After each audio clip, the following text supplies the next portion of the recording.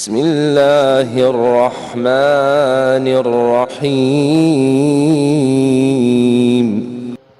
وقال في صفة المؤمن بشره في وجهه وحزنه في قلبه، أوسعوا شيئا صدرا وأذلوا شيئا نفسا، يكره الرفعة ويشنأ السمعة، طويل غمه بعيد همه، كثير صمته مشغول وقته، شكور صبور مغمور بفكرته، ضنين بخلته، سهل الخليقة لين العريك، نفسه أصلب من الصلد وهو أذل من العبد.